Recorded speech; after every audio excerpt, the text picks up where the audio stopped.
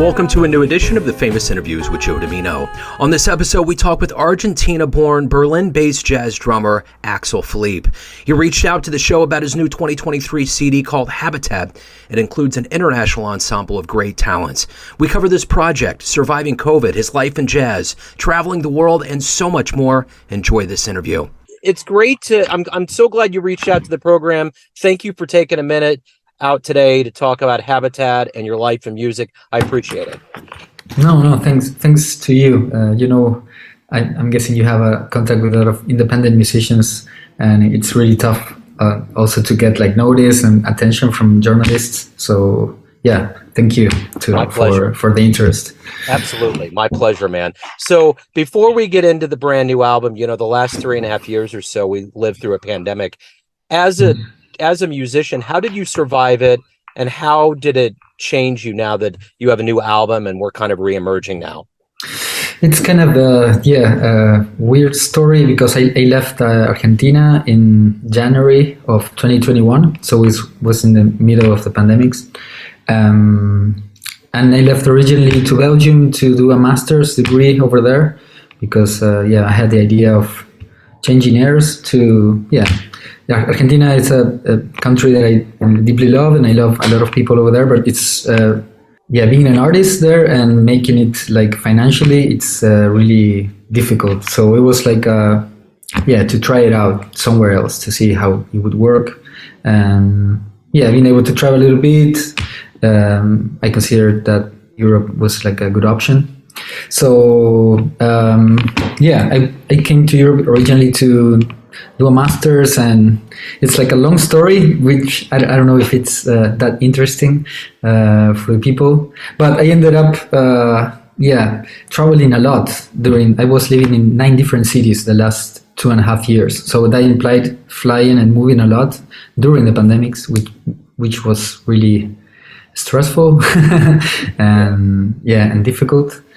But and the music of the album is it was written over that period, so there's a lot that the name of the album, it's also related to that. And I was also looking for a word that could be interpreted the same way in English and Spanish, so I was looking for that word, and I already have this tune called Habitat, and one day I thought, okay, this is the name of the album, because I feel like I have a foot here in Argentina because of my roots are over there, and I'm also living in Europe, so I feel in a way that I want to talk to both continents, and both languages. Absolutely.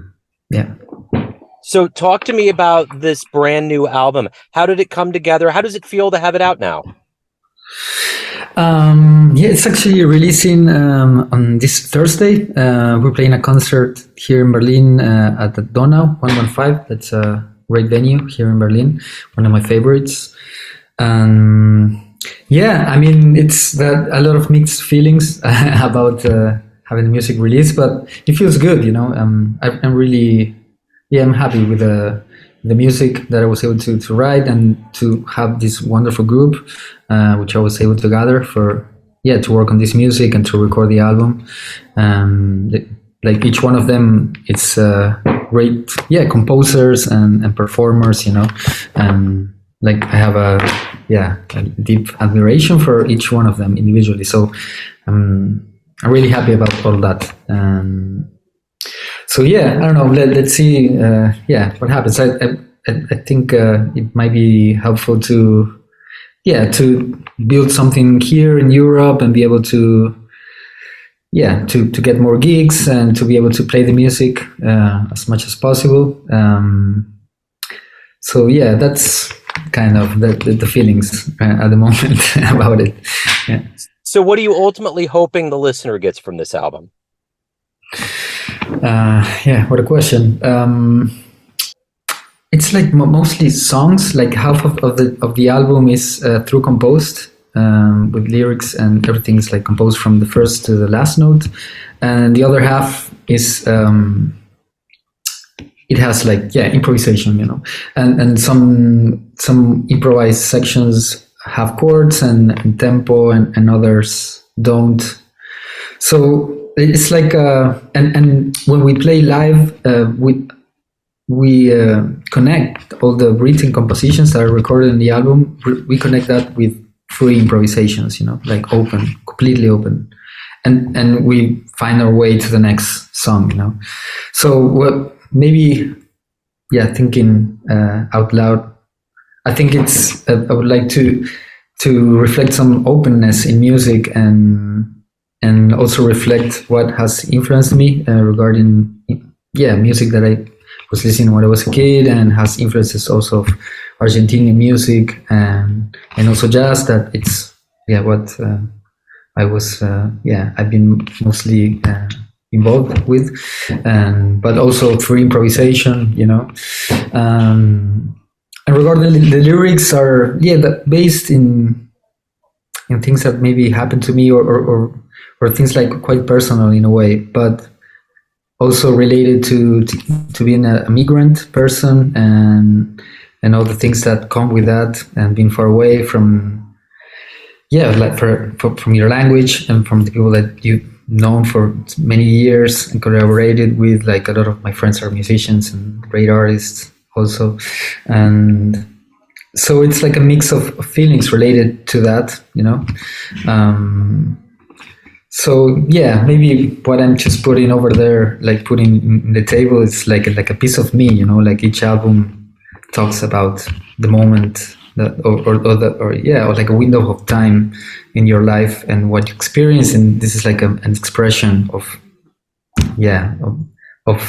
life experiences with my filter in this case.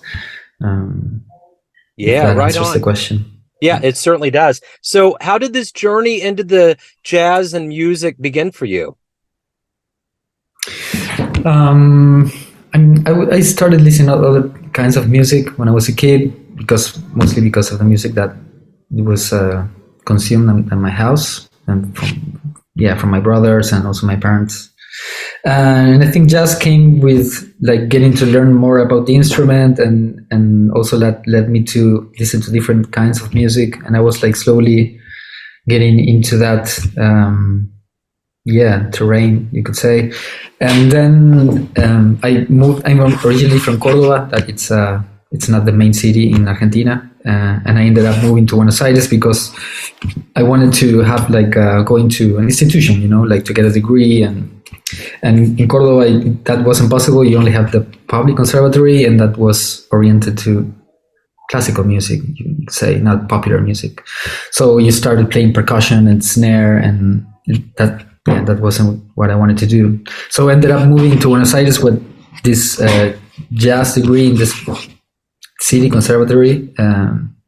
That was it started maybe, I don't know, 5 or 6 years, and after those 5 or 6 years that the degree opened, I was able to move to Buenos Aires, and it took me a little bit to establish myself there, like financially also, and then I was able to audition to that degree, and I was able to make it, and that was specialized in jazz, and that's mostly my formal education has been related to jazz.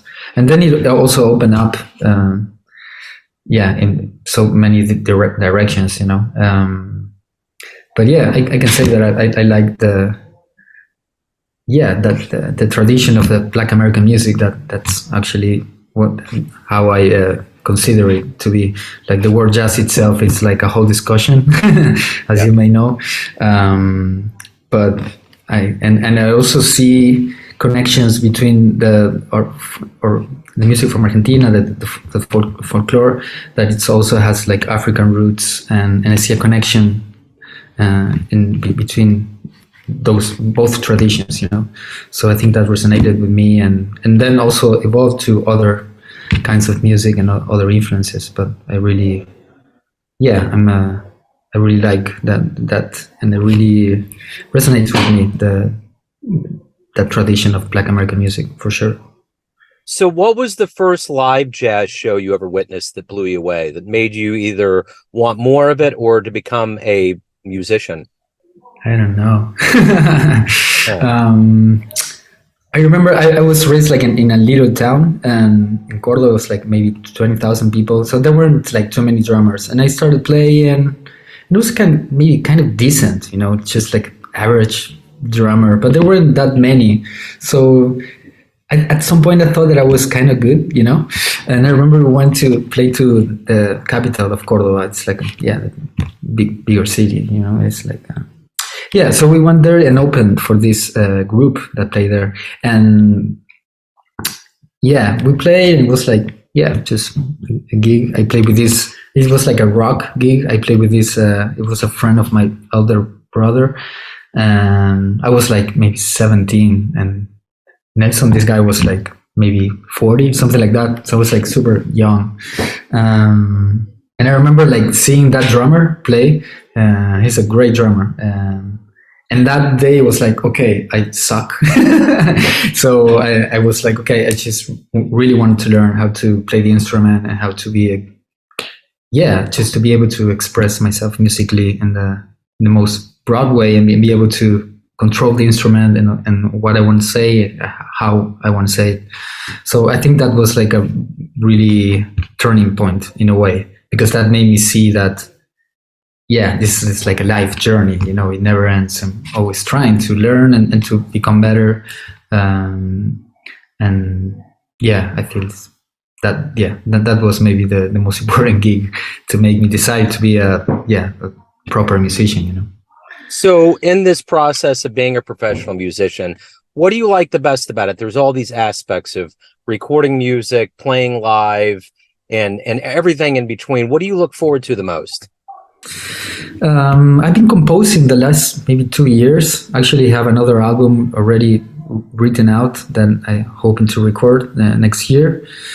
But I think at the moment I'm mostly excited about... I'm meeting a lot of new people here in Berlin and around Europe, and that's super exciting to make music with new people and having the chance to play in different countries and meeting new people. I think that's one of the things that I value the most about being a musician. That's led me to know a lot of great people, and great artists, and I think my objective is like to keep meeting people and to be involved in projects and record. I'm mixing now 3 albums at the moment that I recorded one in Copenhagen with Margot Oswald. She's a Swiss piano player, and Oscar Hogg, which is a Norwegian trumpet player, and we're mixing that, and hopefully it's going to be released next year. Also an album with a Norwegian trio that I have with a vibraphone player called Amund Stanoyen and a bass player called Gard Kombrock, and we play original compositions like Collective, also Effort, and also an album a trio that I recorded with Ingebrigt Hageflagten on bass and Signe Emelut on saxophone. So I just like to be active, and keeping things in motion. So I think I'm mostly focused on that at the moment. So at the end of the day, why do you love jazz? I can maybe expand that to music in general, but I think it's like that freedom and being able to if you're talking maybe about that tradition of music, about improvising, for me it's like always different, maybe if you play like, I don't know, pop gigs or different kind of like rock or something like that, that is usually like the same thing. You have to repeat and do it super accurately and everything. I think improvising music or music that involves improvisation, it's what I maybe enjoy more about it. Right on. So if you could get into a time machine and go back and see any jazz show ever, where would you go? Who would you love to see live? Well, there's so many. Yeah. I think I would go to the 60s, and try to check everybody out for sure. Like, yeah, of course. I don't know, see him, or maybe 50s if I could see Charlie Parker. I don't know. That's definitely, if I have the chance to travel in time, I would definitely go to that era. Like 50s, the whole 50s and whole 60s. I think that would be super amazing. Yeah. So. For sure. Yeah. So everyone out there has a perception of you. You have family, friends, and fans, but ultimately you're in control of your life. What is your perception of you? Who do you think you are? Who do you think you are? Who do you think you are? I don't know, man. Yeah, I'm just a guy that I just feel really grateful to be able to make music, and to do this every day. And there's so many, and I don't feel special in maybe in any sort of way, but yeah, I feel privileged in so many ways, and if you just look around you, and see so many situations happening in the world and at the moment and all the time, and if you think about it a little bit, like the percentage of people that is able to, I don't know, to have like a decent life and being able to do what they love every day, without having to do things because you don't have any other choice. I think the percentage, it's really small, and just being privileged enough to being able to do that, for me, it's like a amazing gift. So maybe, yeah. Yeah, no, I love that answer. So let me ask you this. If anyone wants to pick up the brand new album, learn about any live shows, anything about your world, where can they go? They can check out, I have a website. It's axelfilip.com, AXELFILIP. There's like, updated information about concerts and albums that I'm putting out. You can also find me on Instagram under my name. I think the nickname is like AXLFLP, like my name without the vowels. I also have a Bandcamp site with my name, axelfilip.bandcamp.com. You can also find other albums and releases that I've been involved with. So, yeah. Cool. Also, in Spotify and like streaming platforms, and also there. Right on. Axel, this has been great. Thank you so much for taking a minute out. Best of luck with this album and everything else. I really appreciate it. Okay. Thanks to you. And thanks again for the opportunity. Thanks for listening and tuning in to another Neon Jazz interview, where we give you a bit of insight into the finest players and minds in Berlin, Argentina, Kansas City, and spots all over the globe, giving fans all that jazz. Thanks to Axel for reaching out to the show for his story and cool. If you want to hear more Neon Jazz interviews, you can find us on Spotify and Apple Podcasts. Subscribe to us at YouTube, and for everything Neon Jazz, all the time, go to the neonjazz.blogspot.com. Until next time, enjoy the jazz, my friends.